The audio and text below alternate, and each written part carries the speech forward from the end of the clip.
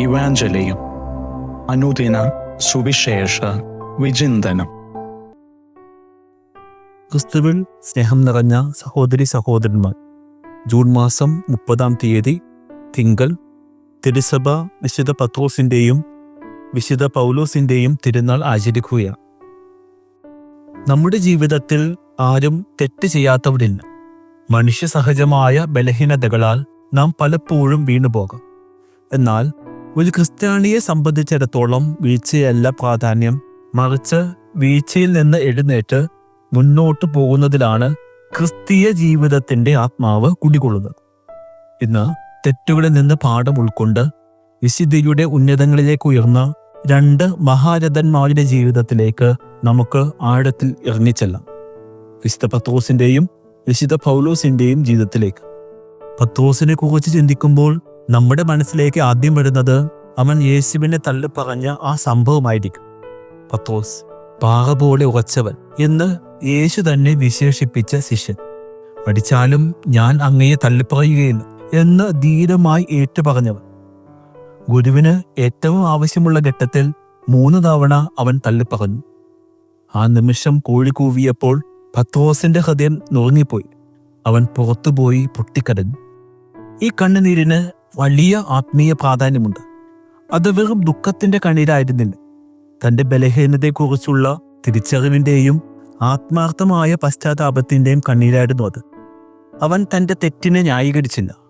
എല്ലാവരും ഓടിപ്പോയപ്പോൾ ഞാൻ ഒറ്റപ്പെട്ടു, ഞാൻ പേടിച്ചുപോയി എന്നൊക്കെ പറഞ്ഞ് അവൻ സ്വയം ആശ്വസിപ്പിച്ചില്ല.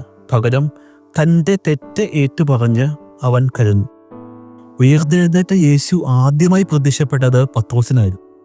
എന്തുകൊണ്ടായിരിക്കാം? യേശുവിന് പത്രോസിനോടുള്ള സ്നേഹവും കരുതലും കാരണമാണ്. നിഷേധിച്ചതിന് പകരമായി സ്നേഹം ഏറ്റുപറയുവാൻ യേശു അവന് അവസരം നൽകി. നീ എന്നെ സ്നേഹിക്കുന്നുണ്ടോ എന്ന് അവൻ 3 തവണ ചോദിച്ചു. ആ ചോദ്യം പത്രോസിന്റെ മുറിവേറ്റ ഹൃദയത്തെ സൗഖ്യമാക്കി. ആ നിമിഷം പത്രോസിന്റെ പഴയ ജീവിതം അവസാനിച്ചു. അവൻ പുതിയ ഒരു മനുഷ്യനായി. തൻ്റെ ബലഹീനതയെക്കുറിച്ച് ബോധ്യമുണ്ടായിരുന്നതിനാൽ അവൻ പിന്നീട് ഒരിക്കലും അഹങ്കാരിയായില്ല. അവൻ കൂടുതൽ താഴ്മയും വിനയവും ഉള്ളവനായി ആദിമസഭയുടെ നെടുന്തൂണായി മാറി. ധീരനായ സുവിശേഷ പ്രഭാഷകനായി. അവസാനം തൻ്റെ രക്തസാക്ഷിത്വത്തിലൂടെ ക്രിസ്തുവിനോടുള്ള സ്നേഹം അവൻ തെളിയിച്ചു. പത്രോസിൽ നിന്ന് വ്യത്യസ്തനായി പൗലോസിന്റെ തെറ്റുകൾ അറിവില്ലായ്മ കൊണ്ടായിരുന്നില്ല, മറിച്ച് വിശ്വാസത്തിന്റെ പേരിൽ താൻ ചെയ്യുന്നതെല്ലാം ശരിയെന്ന് പൂർണ്ണമായി വിശ്വസിച്ചുകൊണ്ടായിരുന്നു അവൻ ഈ കാര്യങ്ങൾ ചെയ്തത്. സാവൂൾ എന്ന പേരിൽ അവൻ ക്രിസ്ത്യാനികളെ കൊടിയ പീഡനങ്ങൾക്ക് ഇരയാക്കി. സ്ത്രീകളെയും പുരുഷന്മാരെയും പിടിച്ചുകെട്ടി കാരാഗൃഹത്തിലാക്കി. തൻ്റെ പ്രവൃത്തികൾ ദൈവത്തിന് പ്രീതികരമാണെന്ന് അവൻ ഉറച്ചു വിശ്വസിച്ചു. ദമാസ്കസിലേക്കുള്ള വഴിയിൽ ഒരു പ്രകാശത്തിൽ യേശു അവന് പ്രത്യക്ഷപ്പെട്ടു. സാവൂൾ, സാവൂൾ, നീ എന്തിന് എന്നെ പീഡിപ്പിക്കുന്നു എന്ന ചോദ്യം അവൻ്റെ ജീവിതത്തെ കീഴ്മേൽ മറിച്ചു. അവൻ അന്ധനായിപ്പോയി. ആ അന്ധത വെറും ശാരീരികമായിരുന്നില്ല, മറിച്ച് ആത്മീയമായ അന്ധതയായിരുന്നു. താൻ തെറ്റായ പാതയിലായിരുന്നുവെന്ന് അവൻ തിരിച്ചറിഞ്ഞു.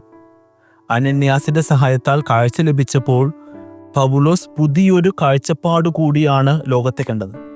തൻ്റെ ഭൂതകാലത്തിലെ ഭീകരമായ തെറ്റുകൾ അവനെ ലജ്ജിതനാക്കിയില്ല, മറിച്ച് ദൈവത്തിൻ്റെ കൃപയുടെ ശക്തിയെക്കുറിച്ച് അവനെ അത് കൂടുതൽ ബോധ്യപ്പെടുത്തി. പാപികളിൽ ഞാൻ ഒന്നാമനാണ്, എന്നാൽ എന്നെപ്പോലെ ഉള്ളവർക്ക് മാതൃകയാകേണ്ടതിന് ദൈവം എനിക്ക് കരുണ നൽകി എന്ന് അവൻ ഏറ്റുപറഞ്ഞു. തൻ്റെ തെറ്റുകളെ അവൻ ദൈവത്തിൻ്റെ മഹത്വത്തിലേക്കുള്ള ഒരു സാക്ഷ്യമാക്കി മാറ്റി. ഏറ്റവും വലിയ ശത്രുവിൽ നിന്ന് ഏറ്റവും വലിയ പ്രേക്ഷിതനിലേക്ക് അവൻ രൂപാന്തരപ്പെട്ടു.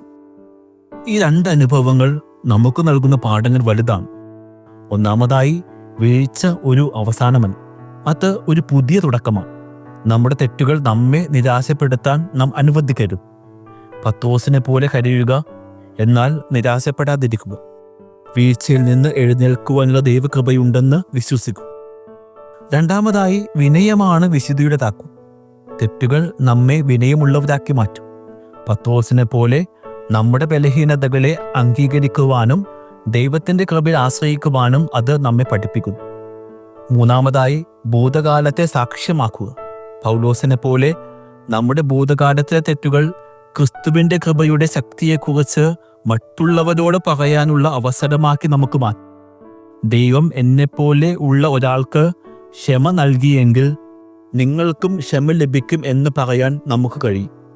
പ്രിയമുള്ളവരെ, വിശുദ്ധി എന്നാൽ തെറ്റുകൾ ചെയ്യാത്ത ജീവിതം മാത്രമല്ല, തെറ്റുകളിൽ നിന്ന് പാഠം ഉൾക്കൊണ്ട് ദൈവത്തിൻ്റെ കരുണയിൽ ആശ്രയിച്ച് അനുദിനം ദൈവത്തോട് കൂടുതൽ അടുത്ത് ജീവിക്കുന്നതാണ്. പത്രോസിനെയും പൗലോസിനെയും പോലെ നമ്മുടെ ബലഹീനതകളെ ദൈവത്തിൻ്റെ മഹത്വത്തിനായി ഉപയോഗിക്കുവാൻ നമുക്ക് ശ്രമിക്കാം. ദൈവം നമ്മെ ഓരോരുത്തരെയും അനുഗ്രഹിക്കട്ടെ. ആമേൻ.